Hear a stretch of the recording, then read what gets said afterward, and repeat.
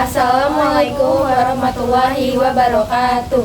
Kami dari kelompok 4 kelas 10-1, izinkan kami untuk memperkenalkan diri. Saya Aurelia Betariani dari absen 8. Saya Aziza Nurfadia dari absen 9. Saya Taskia Miratunisa dari absen 31. Kami ingin menampilkan hasil video dari kelompok kami yang bertemakan Kesultanan Demak. Yang pertama adalah letak. Wilayah Kerajaan Demak terletak di Bintoro, dekat muara Sungai Demak, Jawa Tengah. Pusat Kerajaan Demak terletak di Pelabuhan Bergota dan Jepara. Dulunya wilayah ini merupakan bagian dari Kadipaten yang tunduk pada kekuasaan Kerajaan Majapahit. Berikutnya ada sumber-sumber sejarah. Yang pertama, Makam Raja-Raja Demak. Makam Raja-Raja Demak atau Makam Raja-Raja Kesultanan Demak berada di sisi barat laut Masjid Agung Demak yang masih berada di area komplek masjid. Yang kedua, Pintu Bledek. Pintu Bledek adalah sebuah pintu kayu berukir di Masjid Agung Demak yang dianggap mampu menahan petir. Yang ketiga, mihrab dan dampar kencana. Di dalam Masjid Agung Demak terdapat mihrab yang berhias gambar bulus yang merupakan sebuah candra sengkala. Yang keempat, situs kolam wudhu. Pada awal pembangunannya, Masjid Agung Demak memiliki sebuah kolam sebagai tempat untuk berwudhu. Berikutnya, proses berdirinya Kerajaan Demak. Kesultanan atau Kerajaan Demak adalah kerajaan Islam pertama yang pernah berdiri di Pulau Jawa. Berdirinya kerajaan satu ini tidak lepas dari peran Raden Patah sebagai pendiri sekaligus merupakan putra dari Raja Kerajaan Majapahit, Prabu Brawijaya. Kerajaan Demak berdiri sekitar abad ke-15 Masehi dan dibantu oleh tokoh-tokoh besar lainnya diantaranya Wali Songo. Kerajaan Demak sendiri sempat menjadi pusat penyebaran agama Islam serta sebagai pusat aktivitas perdagangan. Materi keempat ada raja-raja. Raja yang pertama adalah Raden Patah. Raden Patah merupakan pendiri Kesultanan Demak, kerajaan Islam pertama di Jawa. Sultan Demak yang berkuasa pada 1475 sampai 1518 Masehi. Ini sejatinya adalah pangeran dari kerajaan Majapahit, salah satu pendukung peradaban Hindu-Buddha terbesar yang pernah tercatat dalam sejarah Indonesia atau Nusantara. Raja kedua ada Sultan Trenggono, Sultan Demak ketiga yang memerintah tahun 1505 sampai 1513 dan 1521 sampai 1546. Di antara kedua masa takhta tersebut, Demak dipimpin Pati Unus dari Jepara, adik Trenggana. Trenggana menikah dengan putri dari Bupati Palembang Arya Damar atau ayah dari Kinsan atau Raden Kunsen. Di bawah Trenggana, wilayah kekuasaan Demak meluas sampai Jawa Timur. Raja ketiga ada Arya Penangsang. Arya Penangsang lahir di Lasem pada tahun 1505.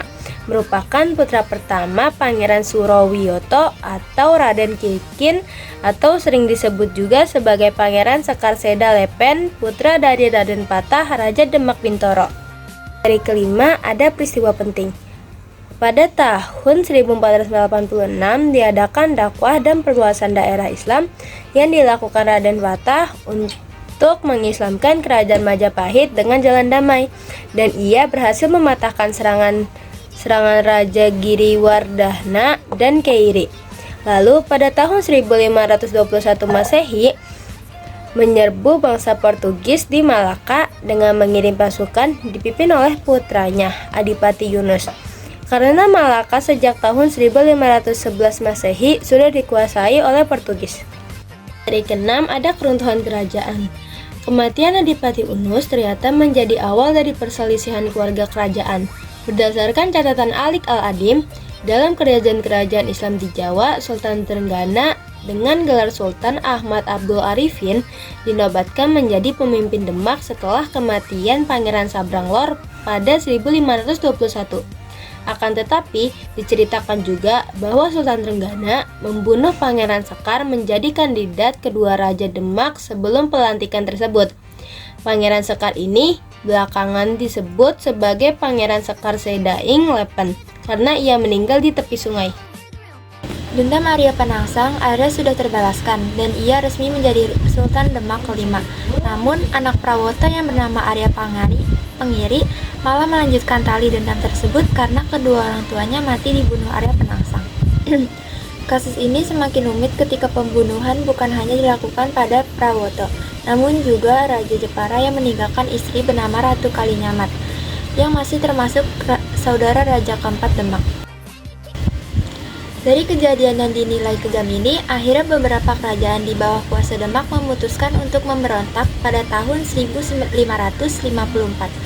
Seorang tokoh yang terkenal bernama Hadiwijaya atau Jaka Tingkir dari Kerajaan Pajak. Ternyata sebelumnya Ratu Kalinyamat meminta bantuan juga kepada Hadiwijaya untuk membalaskan dendam. Pada akhirnya, Arya Penangsang menemui ajal karena ditusuk Sutawijaya, anak angkat Hadiwijaya, ketika pemberontakan itu.